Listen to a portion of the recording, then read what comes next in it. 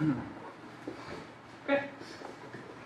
All right. We get the candy too, don't we? We get the chocolate candy brownie, yes we do. And then the winner will get some. Yeah. Thanks. So. Ooh. We'll come in later. I'll be later.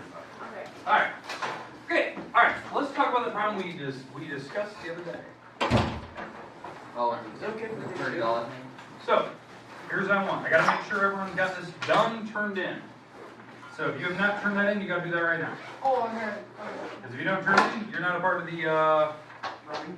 running. Yeah, You could have easily cheated and just erase everything you did. Okay, the goal was, now I'll explain the rules as we go, was to spend your $30 and get as many items as you can without buying more than one of each. Okay? And you had to worry about sales tax. Sales tax was 7%. All right. No discount. No discounts. None. How do we turn this in? Just make sure your name's on it, put it in the basket. Okay, does everyone have it turned in? I want to make sure everyone's I on can the... put it back down on one piece of paper because I can put it on my notes. Okay, so everyone's got a turn in question? Okay, well, you're out of the running. So, all right. So, Goal is to get the most with less money, right? you want to try to buy as many products as possible. The goal is try to spend the least amount of money. Okay, but now you can't just go, okay, I got 30 bucks. I want to buy, you know, a ton of bubble gum, right? Bubble gum was what, 25 cents. Yeah, that was your actual sticks of gum here. So you can't just go out and buy 120 packs of gum. Okay, don't do that because that would literally be $30 worth of gum. All right, so don't do that. We want to try to buy as many items as possible. The funny thing is, there's an obvious answer, and I'm waiting for somebody to say like, what items should you buy that make the most sense to get as many as possible? So let's do it this way. Oh, I know it. Okay, hey, raise your hand. Raise your hand if you purchased 5 of the items. Okay. 6 items. 7 items. 8 items. 9 items. Okay, we got 9s. Okay, all right, now let's talk about it. Obvious answer. What should you buy? Everything but pizza. Obvious. That was the most obvious idea because the pizza's too much. You buy everything up there, all 9 items. No pizza involved. I mean, look at that. Everything is like $2-3 bucks. You can buy every single item but the pizza. Now, if we're talking about quantity of food, now obviously quantities of food and money, you know, you want to spend as much money as possible, you would want to leave the pizza. Because obviously there's more food here than some of these put together, right? But the obvious thing, so if you were this, you're fine. Okay, so because that amount of money is obviously way less than 30. So in fact, let me add those up for you, just so you have it. $18.10. $18.10 to 75, 99, $2.99, $1.25, $25, $75, $1.50, $3.49, and $3.99. Actually, Yeah, after taxes. oh, okay. I was gonna say I can get your $18. All right, $16.96. That is most obviously the easiest route to go. Now, if you added in your pizza, you're $12.99. You're at $29.95. So if you actually did purchase with the pizza, and that's why I made this problem very, very specific, you would actually be $29.95. And this is what most people that have a misconception about. Well, I could buy them all. I could buy all 10. Because that's $29.95. But what do you have to worry about? Tax. Tax. Tax kind of ruined it. Rounds up to be about, because I did that. Yeah. Back we're doing right now. We had 7% sales tax. $29.95 times 1.07, $32. Yeah. So if you actually did this, this would be $32, 4 cents, 5 cents, depending if you're running. Let's say 5 cents, more run than. So you can't do that. You're $2 too much, so you'd have to get rid of something. Something that's very close to that. I think if you wanted to keep the Pete's in the running, I think bare minimum, I think you had to get rid of the Pop-Tarts, I'm pretty sure. Yeah. Maybe this soda, maybe the dollar soda. Pop-Tarts and, gum. Yeah, so, you have to get rid of something like that, to do it. In fact, yeah, I think the bare minimum is the Pop-Tarts and the gum. So that you can actually, spend as much to the $30 as you could. I had Now- to be full before I got to the pizza. What was that? I had to be full before I got to the pizza. Oh, I wait. bought Oh, everything. so $16.96, and again, if you took that times your tax, the shortcut on 16, what is that, 96, is to get times 1.07, you're at $18.15. $18.15. So that's what I'm looking for, okay? All right, anyone get that? One? Anyone else get something different? Spend less money, get more items? Okay, so, all right, so that was the most obvious choice. Okay? All right, so we'll square it. All right, all right. But I just thought that was interesting. Like I made this problem up in a very specific way when I was sitting there. You know, when we first started this unit, I wanted an end problem that was obvious, but you might have had to think about it for a little bit, and it can really mess with you because, you know, when you're looking at all these items, like the pizza is kind of the obvious one you want to purchase, right? That's probably the most quantity of food, but it is the most expensive. So the obvious thing to not spend $30 and get the most items as possible is get rid of the most expensive thing I first. wonder where you're getting that pizza at Caesars. You can go for $5. Yeah, that's true. Yeah. So that's by the way, that was the price on Mickey's pizza. So. Like a large? Yeah, so that was a large. So, all right. But I just thought that was an interesting problem. It kind of threw in a couple twists. I just want to kind of see where you're at, see kind of what the obvious choice was. But I thought it was just kind of fun. Fun to see that type of problem. All right. Now, today, we have a couple topics to talk about. Obviously, we've done sales tax and we've done discounts. Well, today we're going to hit possibly 2 other topics. I know we have one topic for sure, and that is simple interest. And this is a main one. What I need right now is I need you to have your Chromebooks out. To know what you're Mail. new, something new. I never had. I know. It's a rarity you get to use those in my classroom, but I got kind of a fun thing we're going to talk about today. All right. Now, you can just put them off to the side. You can log in, that's fine, but just put it off to the side for right now, or maybe to the desk next to you, because I'm going to have you grab it here in a second. All right, so we're on section 611. It is called simple interest.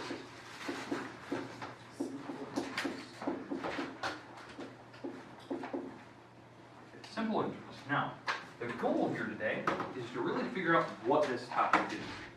Okay? The whole point of it, what it is, how do we do it, what is it, what's the purpose, why am I teaching you that? Like, this section has been very practical, right? Talking about what a percent is, like in terms of test scores, talking about, you know, how to purchase items at discounts versus sales tax, very everyday situations. This is definitely something you will want to know before you leave school. This is an obvious topic. Okay, now, simple interest. Let's actually talk about the definition first. Okay. Once we're through the definition of what simple interest is, then what we're going to do is we're going to talk about the purpose, the use of it. What would we use it for, and how can we find it? So how do you calculate it?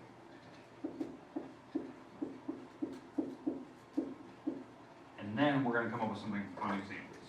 And this is going to be the part where I think you guys are going to be pleasantly surprised what we're going to do. We're going to do a couple examples. And that's where we're going to finish today. We're not going to get any homework or anything like that. I am going to give you some time today if you need to work on your page 159, 160. That was the one that I said is due tomorrow. That'll be one of the first assignments in the next quarter. Okay. So, All right. Yeah, it should have been easy. I think most people, were almost done with it yesterday, so I'll give you a little bit of time today if you were not. All right. But let's have this simple interest. Now, I'd like you to take your Chromebook, because I know this is weird. Google it. Simple interest. This is going to be kind of fun. You have to do a little bit of your own research on all this. Simple interest is a quick method of calculating the interest charged on a loan. Aha. Okay, so say it again. Simple interest is a quick method of calculating the interest charged on a loan. Fine.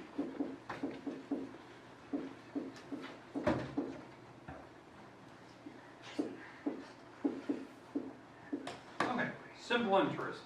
It's a calculation. You can calculate interest, or this is interest is known as a financial charge. Also known as determined by multiplying the daily interest rate by principal by the number of days that elapse between payments. Yeah. So it's a financial charge. F-I-N-A-N. Yes, you're right. There's an N there. It didn't look right when I wrote it. Financial, there we go. Yes, all right. Financial charge. So what I mean by that, when you take out a loan, let's say you're going to go to the bank, whatever bank you have, banks of town or in Ventura or Mason, whatever town you're in. There is a bank in Ventura. So if you're going to go there and you're going to take a loan, you can take a loan at any bank you want. They'll just check certain things on you. They will charge you a financial charge to take out a loan. It's how banks make their money back, right? You have to pay a loan back, right? That's the whole goal. It's not a grant or money that's given out, right? But a loan is where you're going to borrow money that you need, but you're going to pay it back to the bank in small increments, right? Small payments. The financial charge is what the bank will charge you for that loan. And how it usually works is that the bank, right here, is in control of the money, and they'll loan you money, and what you're going to do is you're going to pay them back. So here's your cash you're going to borrow. You're going to pay them back the money you borrowed plus extra, and this extra is the financial charge. Okay? Because they have to make a little money, right? They have to have the lights on, they have to pay their employees, but some of that extra money goes back to the bank, and that bank actually pays the people that they borrow the money from. And I'm going to explain that. The bank, most banks, borrow money from savings accounts that are in the bank itself. So if you have a savings account and you've never touched it, that's a good thing. You don't want to touch your money in the savings account as much as possible. You are making money on that money that you have sitting in your savings account. Because what the bank will do, if they trust your account enough and the account is considered, dormant, or you don't use it a lot, the bank will borrow money from your account. It'll still show that you have money in there, but they'll borrow money from you, and they'll loan it out to the people that need a loan, and the bank will pay you interest. They will pay you some of that extra money that this person paid back to the bank. So some of that extra cash from those loans actually comes to your savings account, and that's how you make money every year. They're not just making money. They're actually using some of the loans that were paid back to them to actually give you like a bonus for like, hey, thanks for using our bank, thanks for allowing us to borrow your money. Mine's like 2 cents each. Yeah, it's not a lot. Don't get me wrong, it's not a lot, because a lot of the extra cash has to go to the employees and all that good The more stuff. money you have, the more. Yes. The more money you have in your savings account, the more extra money you're going to make. So, for instance, if you have a couple $1,000s in there, you can make a lot of money. If you have a couple million, you're going to make a lot of money. And the idea is at the end of the year, come tax time, the taxes, the federal government and the state will actually charge you for having, built up a lot of interest. There is certain money you'll have to pay back, because that's not just free money. You do have to pay taxes on it. So what most millionaires do, and they are very clever, is they have a lot of money in their savings account. They built up a lot of extra, financial charges over the years, so they're making a lot of money. And they're very clever. They'll spend it before the end of the year. They'll take all their financial charges they built up over the year, and they'll spend it. So at the very end of the year, you know, December 31st, they didn't build any money over that account. So they can claim they've built zero interest. So it's, to them, it's like free money. So that's just a clever way of doing it. And certain very wealthy entrepreneurs and bankers get very good at knowing exactly how much you need to spend to keep you at zero so you're not getting a lot of financial charges. So if you have a lot of money, it's a good thing in that savings account. Are you telling me I need to pay taxes on my 2 cents? Yes. That's why you have to claim it on your federal taxes. So they take my 2 cents? They'll take a fraction of it, yes. Okay, so, Alright. yeah, so, but this is the thing, right? Interest loans. Now you're probably thinking, you know, my parents taught me never take a loan. That's smart.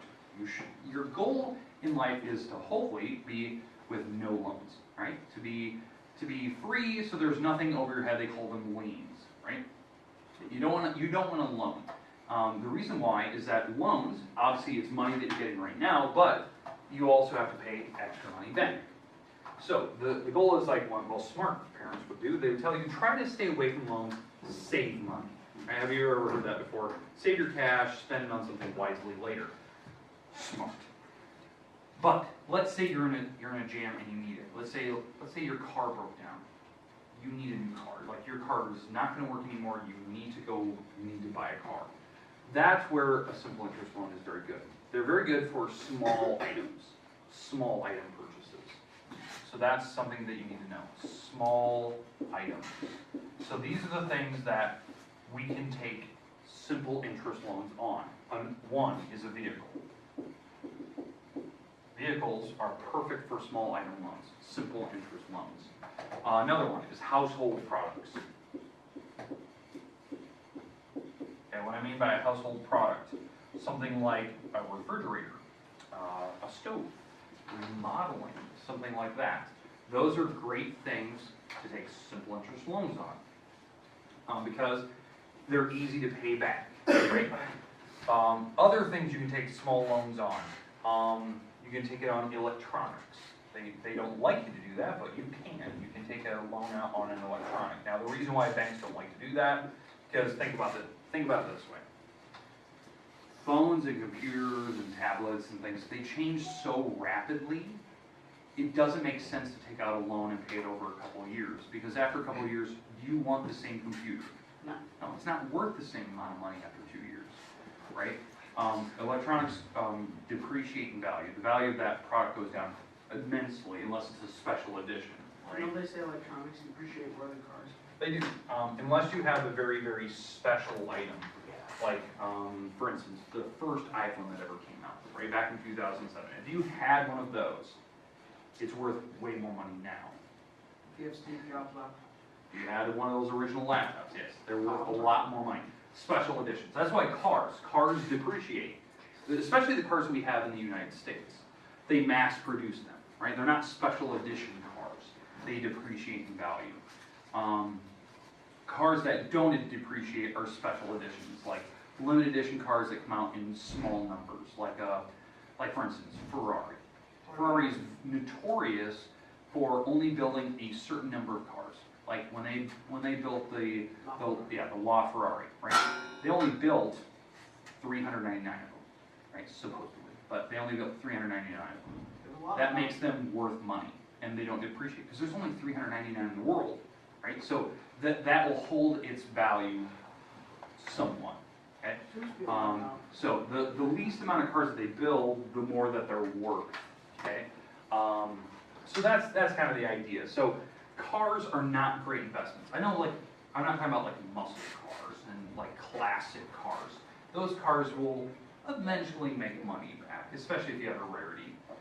But you know, cars like everyday cars, like my car outside, every single day the depreciation grows. They say when you drive off the car lot, your car loses like half its value instantly.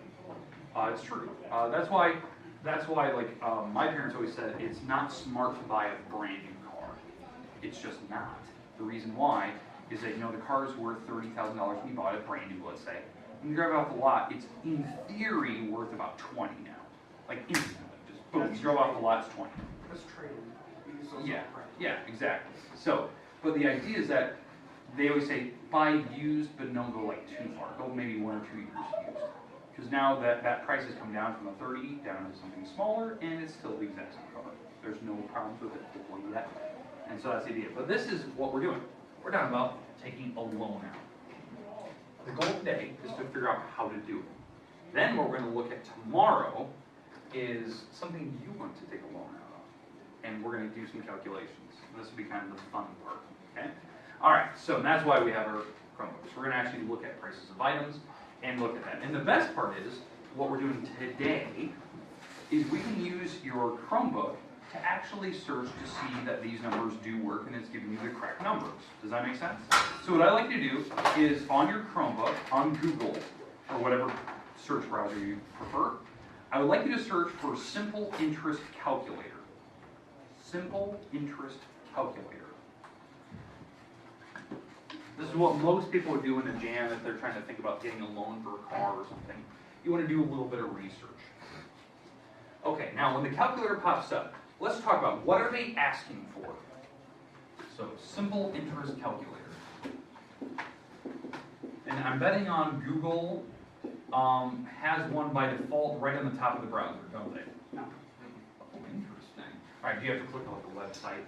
Webmap.com/simple-interest. Sure, click it. Okay. So whatever one you have for the simple interest calculator, click it. What are they asking? They're usually asking for a couple different things. So, what are the different options they're asking for? Amount, money loaned or borrowed. Okay, so they're asking for the amount that you're going to borrow, the total that you're going to borrow, right? The amount. This is called a principal. That is called a principal amount that you are going to borrow from the bank. Okay? So that's the amount of money. So maybe you're buying a $12,000 car. That's your principal amount that you want to borrow. Okay? Next, what are they asking for? Interest rate. Oh, they have an interest rate. Okay, we'll talk about that. Interest rate. And then it asks per what, like year? Yep. Per year, So- 6 months. Yep. They're asking for a year, months, it's some time frame. Yes. Okay, typically it's in years. Typically, we don't have to. And we'll talk about that. These are usually the things they ask for, correct? Yeah, but there's one more. Which one of the, what's the last item? After how much time do you want to know what your interest will be? Oh, okay. So, what that last topic is, it's doing a calculation for you. It's what we're about to learn. Okay, these are the three main things we need to know for simple interest. You need to know time, preferably in years. You need to know the amount you want to borrow. You need to know the interest rate that they're charging. The interest rate is the financial charge. It's a percent the bank charges you. The problem is, that interest rate changes. Changes day to day, month to month, year to year, presidential election to presidential election. It changes depending on the actual economy that it's based on. Okay? So let's talk about the actual loan itself. So let's say we're going to get a small car, right? We're going to buy a very, very inexpensive car. Let's say we're going to buy a car that is $5,000. Right? I consider that a modest car. It's not super expensive, but it's not free either. So For me, that's maybe expensive. that's expensive for some people. So the idea, $5,000 car, right? Maybe that's your first car or something close to that, or maybe hopefully you're a little bit less than this. But we're gonna borrow some money, right? So that's my principal. Okay, so that's my principal, right? Now, the interest. This interest changes. And now the things that depend on the interest, obviously I already talked about, like day to day, month to month, year to year, presidential election to presidential election. But other things that affect the interest rate is your credit. A lot of people know this. You have a magical number that's attached to your name, your social security number. It is called a credit score. And what that is, And did you know some websites charge you to check your credit score? yes, and we'll talk about that. Except credit card. Okay, all right. So a credit score is basically a number. It's a mythical number. I want you to know that. It is a made-up number that the banks attach to you personally And that number basically tells the bank, in theory, your dependability. Like, are you trustworthy or not? That's what that number is. What affects credit scores are basically your age, number one. And the other thing is, how well do you pay your bills? That's basically your financial situation. Can you pay or not? The lowest, I believe the lowest credit score you can have is something like 400. If you're 400 on a credit score, I hate to say it this way, you are homeless, you are never gonna get a loan. Okay, it will not happen for you. Okay, that is something you never wanna be in, that situation where your credit score is 400. 400 to me, like, other than just, I hate using that term homeless, but for me, it's somebody that has no credit history whatsoever. So you're young, like you guys at this moment in your life don't even have that score, right? You don't even have the score because maybe you don't have a bank account yet. So you haven't even established credit yet. So you're not even at 400. You're not in the system yet. Once you start, getting your own checking account or banking account, savings account, you're starting to build credit, okay? The highest score that you can have for credit that I know of is an 850. 850, if you have a score close to 850, you are considered, in the banking world, the best candidate for a loan ever. What most people think of is like somebody that has 850 is somebody like a millionaire, right? It's not necessary, right? My parents was like 840. Yeah, you can have very good credit scores. It just depends, that number it's made up, but it's somebody who is so trustworthy, it's a guaranteed yes, you will get this loan. You have done nothing wrong, you've never missed a payment, you are on the right track to make payments, right? Most people, if you're just doing everyday things, you pay your bills, you never miss payments, you just do the normal things, you take care of yourself, you're gonna be in that range. Like 820s, 700s, high 700s, you're gonna be fine, right? I think right now the last time I've ever checked my credit score, and this was years ago, I was like 760, and that was years ago, because I just don't have anything. I have a student loan, I have a car loan, so I'm fine. I don't miss payments, I don't have anything to go off of, so I'm fine, right? To give you this other aspect, I have a very close friend. She is quite wealthy, more than wealthy. She doesn't even have a credit score. It's not even 400. The bank wouldn't give her a loan. She is more than a multimillionaire. They wouldn't give her a loan because she's never had to borrow money in her life. She just has money. She's worked for it. And she never had to take a loan for anything. She's been lucky that way. Okay? And I find that so funny. She tried to go into the bank to get a loan to buy a car. And she couldn't get one. Because she couldn't get a loan from the bank because she didn't have a credit score. I find that so funny. So what she had to do, and I find this so silly, she had to go to the bank, take out a small loan, right, and pay it back. So what she did is she took out a loan on like a Monday, she waited a week, and went to the bank and paid it all back. In one day. She just paid the loan back. And now, her credit score was fine. She went from here to here. Because she established for that bank that she is trustworthy and she can pay her money back. And I'm not joking. That is the most silliest story I've ever heard, and it is absolutely true. She had no credit score. And the funny thing is the bank knew her and they still couldn't approve that loan because they couldn't justify the number that was showing up on the screen. But then she eventually got her loan that way she needed. I think it's so weird to me. So she's like a multi-billionaire. Yeah, and you think like, why would she need it? She wanted to buy it. It was an expensive car, but she wanted the car and she couldn't get the loan for it. She didn't want to just spend all of her cash on it. So she was buying a very nice car. I don't know say which car it is. Why You not? probably know her instantly. So she Come lives in on, this area. I'm not going to tell I you. wouldn't know where. It was a very, very nice car. I only All right. know So my anyway. sister, that's my car. So anyway, but she established her credit score with the bank. She established her trustworthiness, right? So if you're in this range down here, your interest is really low, which seems kind of backwards. You have an interest. Let's say a good interest, say lower 3% or lower, 3%. That's a nice loan, right? What that 3% is, it's